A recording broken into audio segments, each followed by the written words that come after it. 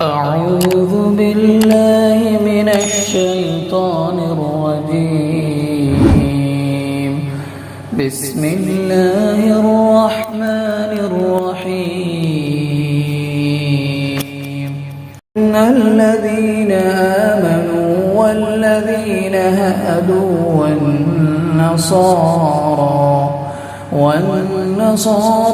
والصابئين من آمن بالله واليوم الآخر وعمل صالحا فلهم أجرهم عند ربهم ولا خوف عليهم ولا هم يحزنون. وإذ أخذنا ميثاقكم ورفعنا فوقكم الطور خذوا ما آتيناكم بقوة واذكروا ما فيه لعلكم تتقون. ثم توليتم من بعد ذلك فلولا فضل الله عليكم ورحمته لكنتم من الخاسرين. ولقد علمتم الذين اعتدوا منكم في السبت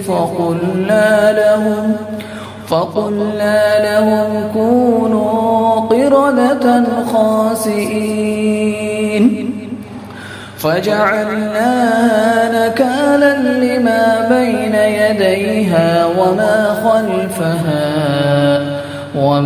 خلفها وموعظة للمتقين.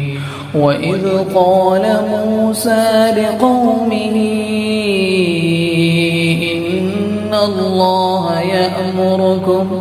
إن الله يأمركم أن تذبحوا بقرة. قالوا أتتخذنا هزوا قال أعوذ بالله أن أكون من الجاهلين. قالوا ادع لنا ربك يبين لنا ما هي.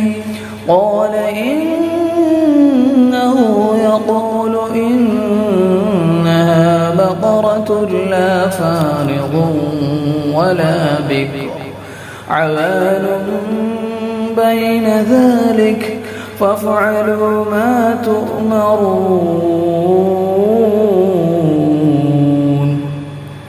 قالوا ادع لنا ربك يبين لنا ما لونها. قال إنه يقول إنها بقرة صفراء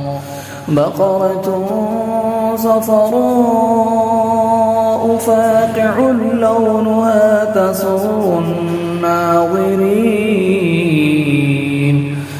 قالوا ادع لنا ربك يبين لنا ما هي إن البقرة شابه علينا وإنا إن شاء الله لمهتدون. قال إنه يقول إنها بقرة لا ذلول تثير الأرض ولا تسقي الحرث مسلمة لا شية فيها. قالوا الآن جئت بالحق فذبحوها وما كانوا يفعلون.